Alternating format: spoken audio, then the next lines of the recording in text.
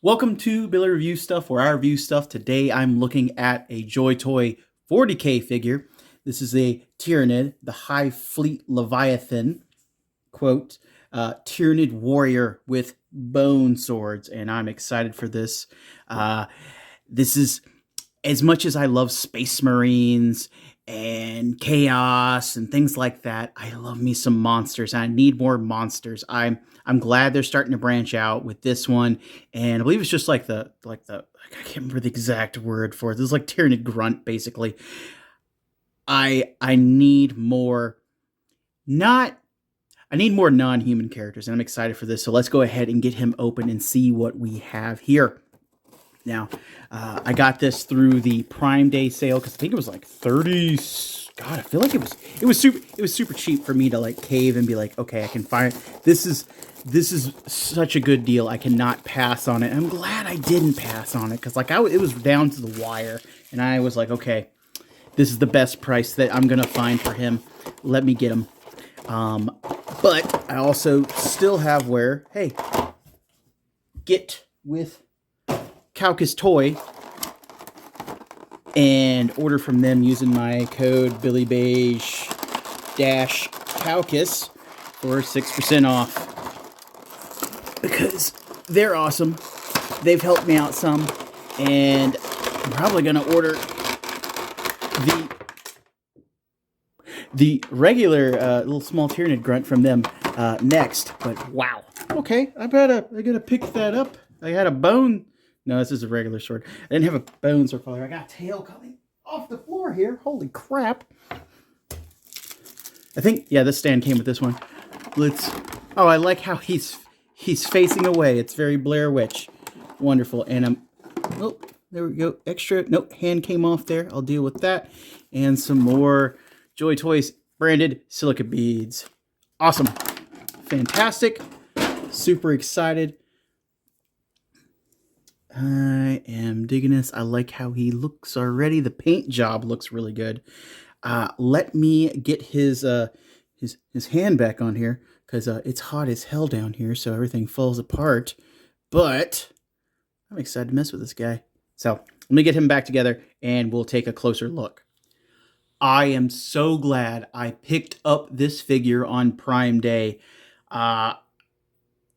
This thing's insane. Like, the detail on it, how I can just get it in this pose and it's actually standing and it hasn't fallen down yet. I mean, you got to balance it out, you know, because you got like hooves, forearms, and a bendy wire tail. You got to kind of like give and take there. But like, I got him in this awesome pose, and he's standing and he's solid. Because again, he has metal barbells in his hips.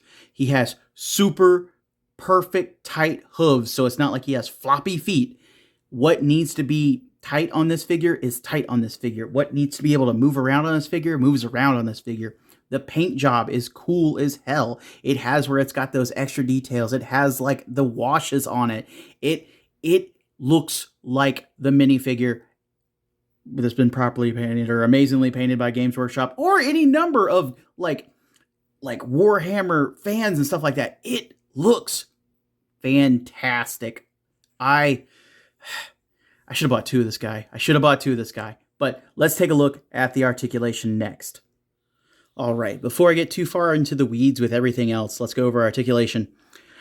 He has a hinged jaw, which reveals the hole where this, I don't know the proper term for it on the Tyranid, but it's like a proboscis. You know, it pops out like very bug-like thing. So that goes in there. That looks deadly as hell. That's wonderful. There's a little bit of paint splotch there. I don't care. It's deadly. I mean, I might have in there for like some shots or stuff like that. I'd probably actually scrape that. Oh, I can fix that. Ain't shit. Probably do that for like, photos and stuff like that. But other than that, I probably just leave him just like this. He has a double ball at the neck here. So you can go, down so far, up so far. He has that cool shoulder armor there. Has his brain, back of his head, get back in there. Twists around, all the way around if you want to do that. the way his arms are done, because he's got 4 arms, it's a lot of fun, He has that hinge piece in there. Get in there real quick. He's got that hinge in there. So it has where it's a twist in the torso and then at the top of the arm. So I'm able to get it as far as you can get it around with the shoulder armor. You can work it around there. It's harder plastic, but it's still pliable if you need to do anything crazy. But then it twists at the top there some. Then you have a normal hinge at the arms, and then you have the swivel at the arms there as well. It's single hinge, but I mean, like, for the way it's designed, he has a lot of range for it, I feel, as a weird bug alien. Double barbell at the wrists on both arms. His blade kind of scythy arms have where, like, when they, like, I like how they're done out enough, and since he's a bug, it's segmented, so you can just have where it, like, it looks right to have it hinged like that, and have where you can get it, like, back like a praying mantis, which is really cool to me. Same kind of arm down here, but different kind of hand, different kind of forearm piece right there. This has where it plugs into the just go ahead and say just the sword, the bone sword. Those go into his hands. Got this weird kind of like crazy hand shape there. Goes into the hilt of the sword there, and then plugs into, I don't even know what to call this part, like the bug monster alien. But I know for the loadout for like the model like kit, it has where you can put in different weapons and stuff for these lower arms, or you put it like, you know, upper arms, stuff like that. So it's like some sort of like cannon or gun and stuff like that. And it has where it goes into there, because like part of their stuff is it's bio something. Bad. I'm so bad with lore sometimes. Tyranids are cool, but they're not like my most favorite thing. But like now, this is winning me over. He has a ball joint at the top here, and then he has an abdomen, and then has a ball joint at the waist there, so you can crouch. Well, you can crunch him pretty far forward. You crunch him back. He's got like some good side to side there. You can get all kind of twisty with him. It's really neat. Now, he's got some wide hips, which is cool. I like it. And he's got a ball joint in there. Double ball to be specific. See in there, if I can get it just right, you can see the reflective metallic on there because they're metal. And I just think that's so cool, because I feel like with a plastic ball, double barbell in there, I feel like there's a chance that the plastic on plastic can kind of get stuck.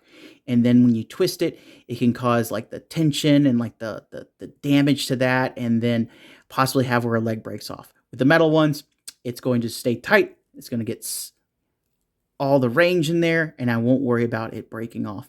It's a twist at the top of both hips. He has a hinge at the first part of his knee. He has a hinge at, like, I guess you'd say that was like the ankle.